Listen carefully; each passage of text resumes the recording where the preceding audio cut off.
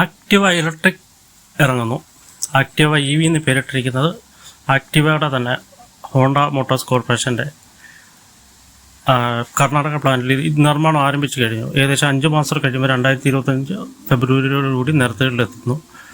കഴിഞ്ഞ വർഷം ഇതേ സമയം പ്രസ് മീറ്റിങ്ങിൽ ഹോണ്ട മോട്ടോഴ്സ് കോർപ്പറേഷൻ അറിയിച്ചായിരുന്നു ഇലക്ട്രിക് വെർഷൻ ഇറങ്ങുന്നത്. പക്ഷേ അതിൻ്റെ നിർമ്മാണം ഇപ്പോൾ ആരംഭിച്ചു കഴിഞ്ഞു. 5 മാസം ആണ് പറയുന്നത് ഇപ്പോൾ നിരത്തുകളിലെത്താൻ. ഈ ലക്ഷക്കണക്കിന് ആക്ടിവ നിരത്തുകളിലുണ്ട്. അപ്പോൾ ആളുകളുടെ വിശ്വാസം അതിനകത്ത് ഹോണ്ട മോട്ടോഴ്സിനകത്തുണ്ട്.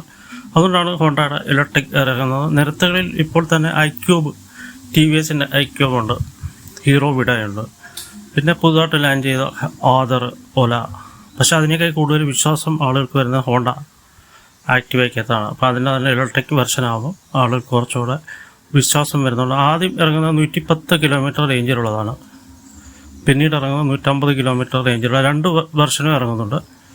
പിന്നെ ഇത് കൂടാതെ 6 മാസം പിന്നെ ഇറങ്ങിക്കഴിഞ്ഞ് 6 മാസം കഴിയുമ്പം ബാറ്ററി സ്വാപ്പിംഗ് ഫെസിലിറ്റിയോടുകൂടി ഹോണ്ട ആക്ടിവ ഇറങ്ങുന്നുണ്ട്. അതായത് നമ്മൾ ബാറ്ററി ചാർജ് ചെയ്യാൻ മെനക്കെടേണ്ട, ഏതെങ്കിലും ആക്ടിവ സർവീസ് സെൻറ്ററിൽ അല്ലെങ്കിൽ ഔട്ട്ലെറ്റിൽ ബാറ്ററി റിമൂവ് ചെയ്യാൻ പറ്റുന്ന ബാറ്ററി ആയിരിക്കും സ്കൂട്ടറിലുള്ളത്.